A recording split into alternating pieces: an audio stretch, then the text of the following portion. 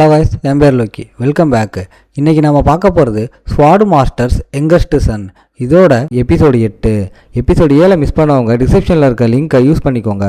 Video start ஆகிறதுக்கு முன்னாடி அந்த லைக் பட்டனை ஒரு தட்டிட்டு நம்ம சேனலுக்கு சப்ஸ்கிரைப் பண்ணிக்கோங்க.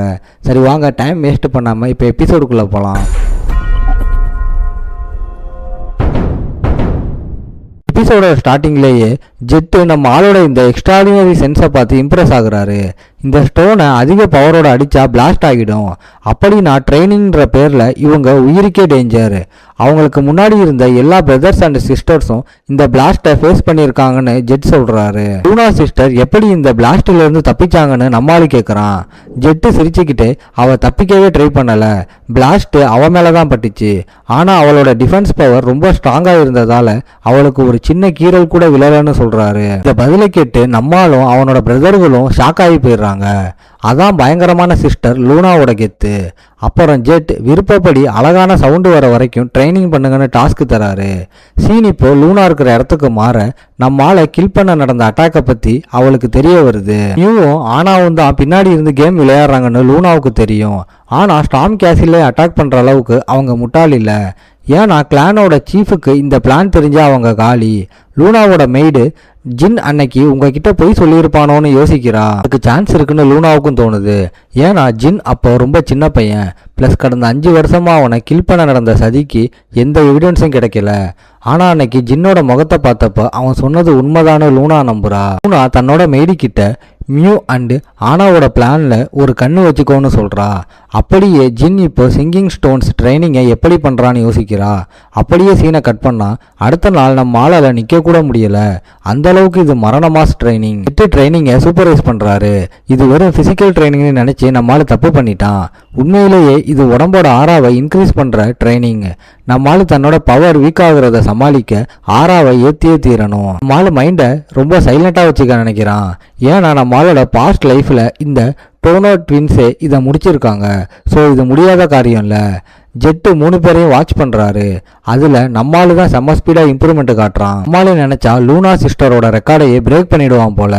அன்னைக்கு ட்ரைனிங் முடியும் போது ட்வின்ஸ் 2 பேரும் டயர்டாகி கீழே விழுவுறாங்க. ஜெட்டு அவங்க பொறுமையை பாராட்டுறாரு.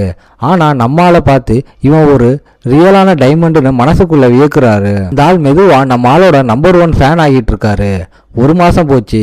இன்டர்மீடியட் கிளாஸுக்கு கடைசியாக அதோட பஸ்ட் மிஷின்ஸ் கொடுக்கப்படுது. மிஷன் என்னன்னா மின்ஷே பிளாக் ஸ்மித் கில்டோட ஆளுங்களை ப்ரொடெக்ட் பண்ணுறது. ஒவ்வொரு ஃபேக்ஷனுக்கும் தனித்தனி மிஷன்ஸ் கொடுக்கப்படுது. கடைசியாக நம்மளோட ஃபேக்ஷனோட டர்ன் வருது.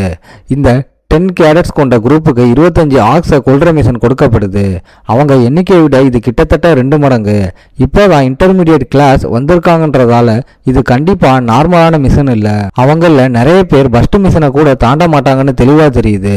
நம்மளால கெஸ் பண்ண மாதிரியே மற்ற ஃபேக்ஷன்ஸ் இவங்க குரூப்பை கிண்டல் பண்ணுறாங்க. மீசா ஃப்ரெண்ட்ஸை வாதாடாமல் தடுத்து நிதானமாக இருக்க சொல்கிறா. ஏன்னா ரன்கேண்டல்ஸை அவங்களுக்கு மிஷினை செலக்ட் பண்ணுற சாய்ஸ் இல்லை. இப்போ இருக்கிற ஒரே வழி அதை செஞ்சு முடிக்கிறது தான். மீசா இவங்களை வெறுக்கிறவங்க வாயை நிரந்தரமாக மூட வைக்கணும்னு நினைக்கிறா. மிஷன் முடிஞ்சதும் டாட்டோனா சிங்கிங் ஸ்டோனை பலமாக அடிக்க அது அவன் மேலேயே பிளாஸ்ட் ஆகுது. நம்மளால் அந்த பிளாஸ்டில் அடிபடாமல் டக்குன்னு எஸ்கேப் ஆகுறான். நம்மளால் இந்த கோமாளிங்க கூட ட்ரைனிங் பண்ண விரும்பலை. ஏன்னா இவங்க சுற்றி இருக்கிறத பற்றி கவலை இல்லாமல் இருக்காங்க. டோனா ட்வின்ஸு ஸ்டோனை வெடிக்க வைக்கிறாங்க. ஆனால் நம்மளுக்கு ஏதோ ஸ்டேஞ்சாக நடந்துச்சு. நம்ம ஆளோட சென்ஸ் எல்லாமே இப்போ பயங்கர ஷார்ப் ஆகிடுச்சு. 1 மைல் தூரத்திலிருந்து வர ஆப்ஜெக்டை கூட நம்ம ஆளால் சென்ஸ் பண்ண முடியுது. ஸ்டீல் பீசஸ் வெடிச்சாலும் தப்பிப்போம்னு நம்மளால நம்புறான். இந்த ட்ரைனிங்க்கும் லூனா கூட செஞ்ச ட்ரைனிங்க்கும் சம்மந்தம் இருக்குமோன்னு திரும்ப ட்ரை பண்ண நினைக்கிறான். ஆனால் ஜெட்டு நடுவில் வந்து புது மிஷன்ஸ் பற்றி சொல்கிறாரு. விமந்த் எம்பையர் செரிமனின்றதால டோனா ட்வின்ஸ் கடுப்பாக இருக்காங்க. இது உயிருக்கு டேஞ்சர் இல்லைனாலும் செம்ம டயர்டாக வைக்கிற ஒரு வேலை. ஸ்ட்ராங் வாரியர்ஸ் வர ஈவெண்ட்னால ஜெட்டு இதை சீரியஸாக எடுத்துக்க சொல்கிறாரு. ட்வின்ஸை அந்த மக்களை பாதுகாக்க சொல்லிட்டு நம்மளுக்கு மட்டும் ஒரு தனி டார்கெட் மிஷனை ஜெட் கொடுக்குறாரு. நம்மளு டாரிஸோட லவ்வரை கொல்லணும். பேலஸை ரூல் பண்ணுற அந்த டாரிஸ் டார்மா செம கொடூரமான பொண்ணு. லவ்வரை தொட்டா எவனையும் விடமாட்டா. இந்த மிஷனோட ஃபுல் டேஞ்சரும் நம்ம ஆளுக்கு தெளிவாக புரியுது. நம்ம ஆளோட டார்கெட் அல்காரோ சீக்ரெட் பேலஸில் ஏஜென்ட்டால் பயங்கரமாக பாதுகாக்கப்படுறான். வழக்கமாக இந்த மாதிரி மிஷனை கார்டியன் நைட்ஸுக்கு தான் கொடுப்பாங்க. அதனால தான் ஹைடோனா அண்டு டேட்டோனோ சமஷாக் ஆகுறாங்க. நம்ம ஆளுக்கு இந்த மிஷனில் ஆர்வம் வருது. சாண்ட்ரா ஃபேமிலி நிஜமாவே அவங்க ஆளையே கொல்ல நினைக்குதான்னு யோசிக்கிறான். ஃபேமிலி சீக்ரெட் வெளியில் போகாமல் இருக்க அல்கோராவை மீட்க பலமுறை ட்ரை பண்ணியும் முடியாததால அவனை கொல்ல ஆர்டர் போட்டதா ஜெட் சொல்றாரு. நம்ம ஆளு மிஷினை கன்ஃபார்மா ஏத்துக்க ஜெட் அதை கேட்டு ஷாக் ஆகுறாரு. ஏன்னா இது நம்ம ஆளோட இப்போதைய லெவலுக்கு ரொம்ப அதிகம். ஜெட் நம்ம ஆளு முடிவை மதிச்சு 3 நாள்ல மிஷனுக்கு கிளம்ப சொல்றாரு. டோனா ட்வின்ஸ் உண்மையிலேயே நம்ம ஆளோட உயிருக்கு கவலைப்படுறாங்க. ஏன்னா அவங்களுக்கே இந்த மிஷனோட டேஞ்சர் புரியுது. சேஃப்டிக்கு ரன் ஹேண்டல் பேரை யூஸ் பண்ண சொல்லி அட்வைஸ் பண்றாங்க.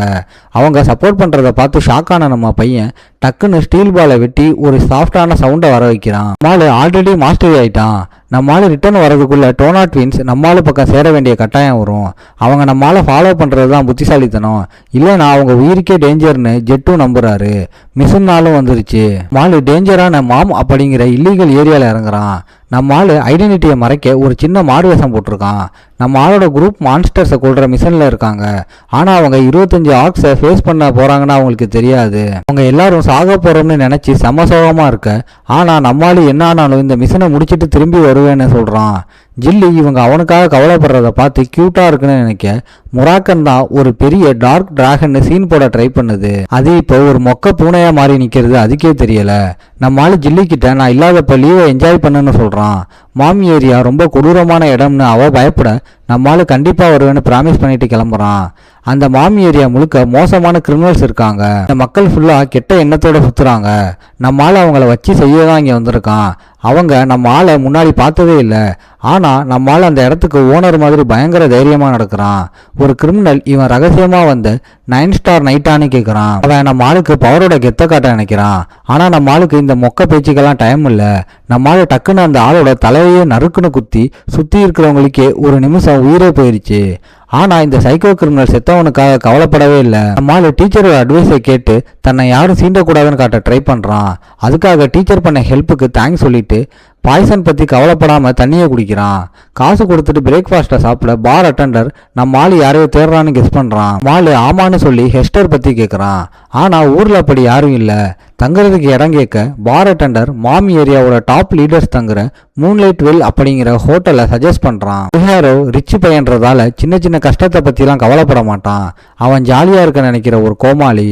அந்த லேடி ரூலர் லவ்வை பிடிக்க சுற்றுறான். ஆனால் அவள் அடுத்த ஆள் பின்னாடி போயிட்டதால எந்த யூஸும் இல்லை. அவனோட சேஃப்டிக்கு அல்கோராவை சுற்றி கார்ட்ஸ் இருக்கணும்னு தெரியுது. நம்மால் சுச்சுவேஷனை நோட்டம் விட லாபியிலேயே தங்குறான். செம்ம ட்விஸ்டா அவன் அல்கோராவை உடனே பார்த்துடுறான். அவன் தன்னோட ஆளுங்க கூடவே சண்டை போட்டுக்கிட்டு இருக்கான். கார்ட்ஸ் அவனை தனியாக விட விரும்பல. ஆனால் அல்கோரோ தன்னோட ஆசையிலேயே சுற்றுறான். அவங்கள கொன்னுருவேன்னு மிரட்ட கடுப்பான அவங்க ஆளுங்க அவனை ஒரே பஞ்சில் மயங்க வைக்கிறாங்க. இந்த டார்ச்சர் கோமாளியை ப்ரொடெக்ட் பண்ணுறதே அவங்களுக்கு செம்ம டயர்ட் ஆகிடுச்சு.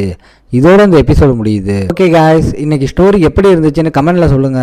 இந்த வீடியோ பிடிச்சிருந்தா மறக்காம லைக், ஷேர் அண்ட் சப்ஸ்கிரைப் பண்ணிருங்க. உங்களை நான் அடுத்த எபிசோட்ல பார்க்குறேன். Bye guys.